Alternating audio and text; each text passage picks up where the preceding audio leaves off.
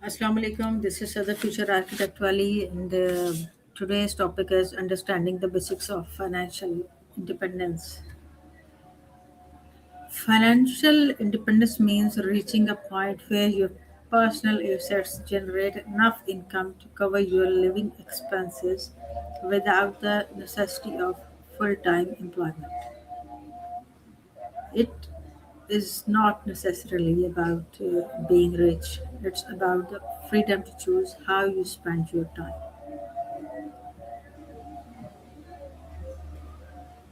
Let's go to ChatGPT and discuss this topic for a deep dive in it. Absolutely. What topic are we deep diving into today? I can help break it down, give detailed insights, or walk you through specific aspects. Just let me know what you'd like to explore. It's understanding the basic of financial independence, ChatGPT. Perfect. So, financial independence is all about having enough personal wealth or income streams so that you don't have to rely on a traditional job or paycheck. We can break it down into key steps saving aggressively, investing wisely, and creating multiple income sources. Is there a particular part you'd like to dive into first, like investing, budgeting, or maybe real life examples? First of all, I want to understand what does financial independence mean to you personally? Is it early retirement or just a freedom to change careers? That's a great question. For me personally, financial independence is really about having choices. So, yeah, it can be early retirement, but it's also about not feeling trapped by financial constraints. It might mean having the freedom to pursue a passion project, switch careers, or even just have peace of mind knowing that you don't have to stress about every paycheck. What about you? What does financial independence mean to you? First of all, I would like to understand what is it, then I can comment at the end. Of course. So financial independence basically means you've built up enough wealth through savings, investments, or passive income so that your regular expenses are covered without you having to work for a paycheck. People often measure it by having a certain amount of savings or investments that produce enough income, like dividends, rental income, or a business, that it covers your lifestyle.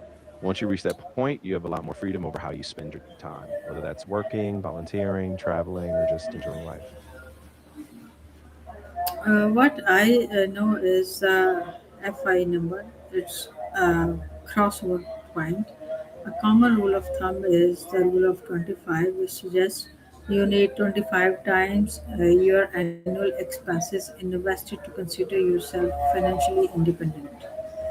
So, uh, how do you calculate your personal FI number based on your current lifestyle? Great questions. So you start by figuring out your annual expenses, basically all the money you spend in a year on necessities and lifestyle. Once you have that total, you multiply it by 25. So for example, if you spend 40,000 a year, your FI number would be 25 times that, so 1 million dollars. Once your investments reach that number, you can withdraw about 4% a year, which is considered a safe withdrawal rate. Then you'd have that passive income to sustain you. What's the difference between lean FI and fat FI? Good distinctions. So, lean FI is all about getting to financial independence as quickly as possible, often by cutting expenses dramatically, like living frugally, minimizing costs, and maybe having a simpler lifestyle. Fat FI, on the other hand, is about reaching financial independence with a more comfortable, even comfortable lifestyle. And so you still have that freedom, but without major sacrifices. It all depends on your goals and how minimal or comfortable you want to be once you reach FI. How do inflation and market volatility impact the 4% rule over a 30-year period? But before answering this question, for my viewers, kindly shortly brief what a 4% rule is.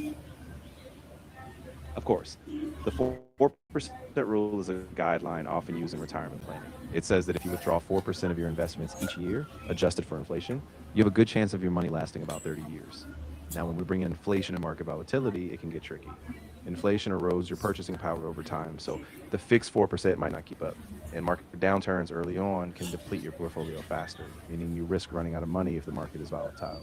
So it's a rule of thumb, but you really need to adjust based on real world conditions. What are the most common effective ways to bridge the gap between active income and passive income? Yeah, that's a big one.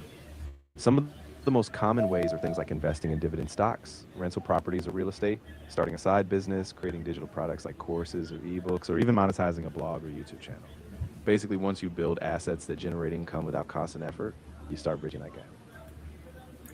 How much of an emergency fund should be established before aggressively investing toward FI?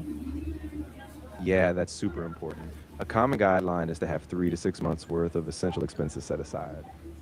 So that acts as a safety net. If anything unexpected happens, before you start aggressively investing. Once you've got that cushion, then you can take on more risk with investing, knowing you have that fallback. How does the psychology of scarcity prevent people from starting their FI journey? Yeah, that's a really powerful factor. When people feel financially scarce, they often focus just on short term survival, covering bills or avoiding debt. So it's hard to even think about long term investing or delayed gratification. That scarcity mindset keeps them stuck in a cycle of just trying to get by. So it takes some intentional mindset shifts and small wins to break out of that pattern. What role does life cycle creep play in delaying financial freedom? Life cycle creep is a big one. It's basically when, as your income rises, your spending rises with it. So you start upgrading your lifestyle, buying more, spending on extras. And that can delay financial freedom because instead of saving and investing that extra income, it just disappears into a bigger lifestyle. So keeping your spending in check even as you earn more is a huge factor in staying on track toward FI. Can you achieve FI solely through savings, or is increasing your income ceiling a requirement? Yeah, it's really tough to do it just with savings alone, especially with inflation. Increasing your income is usually a big accelerant, whether through raises, side hustles, or investing in high return assets. By growing both sides, saving aggressively and increasing income, you get there faster and with more stability. So both pieces tend to work together. How do you balance living a fulfilling life today while saving aggressively for the future? Yeah, that balance is really key. I think the trick is being intentional. So you set aside a percentage of your income to savings, but you also build in some room for meaningful experiences like travel, hobbies, or time with loved ones. It's about aligning your money with what matters most so you don't feel deprived today, but you still stay on track for that future freedom. What are the tax efficient ways to structure an FI portfolio? Great point. So a lot of people use tax advantaged accounts like IRAs, 401ks, or Roth IRAs since they let your investments grow tax free or tax deferred. Municipal bonds can also be good because the interest is often tax free. And globally diversified index funds or ETFs can keep your tax impact low while giving you broad exposure. How should your investment strategy change once you actually reach your FI number? Yeah, once you hit your FI number, you can shift gears a bit. Before you were probably focused on growth, high return, high risk investments. After FI, you might prioritize stability, like shifting to more bonds, dividend stocks, or other income generating assets. The goal is to preserve capital and keep a steady income stream so you don't have to sell investments in a downturn. What are the common pitfalls people face in the boring middle of the journey? Yeah, so the boring middle can be really tricky. A lot of people lose momentum because progress feels slow or they get distracted by other financial shiny objects. Sometimes they dip back into lifestyle creep or make emotional decisions like selling investments during a downturn. So staying consistent, sticking to your plan, and not getting swayed by short term market noise is key. Once financial constraints are removed, how do you plan to define your purpose or daily routine? That's such a big question. And I think it's really about giving yourself space to explore. Without financial stress, you can try out different passions, volunteering, learning new skills, maybe starting a project or business that excites you. So I think it's a gradual process, testing, adjusting, and staying really tuned into what feels meaningful. Can you again explain with a very simple example the overall concept of um, understanding the basics of financial independence? Of course. Imagine you earn $3,000 a month and you spend $2,000 on your basic needs. That extra $1,000 you save or invest. Over time, you build up investments like stocks or rental properties so that eventually those investments pay you $3,000 a month. At that point, you don't need a job because your money is covering your expenses. That's financial independence. Your investments support your lifestyle. Don't you think it's like Insurance? That's a really interesting way to think about it, actually. Yeah, I mean, in a way, it is like a kind of financial insurance because once you have that safety net, you're protected from emergencies, job loss, or just the stress of needing to work. So it's not just freedom, it's security too. Thank you, ChatGPT, for such an excellent insight about this topic. You're so welcome. I'm really glad it helped. If you ever want to dive into another topic or just revisit any part of this, I'm here for it. Thank you so much. Take care. Bye.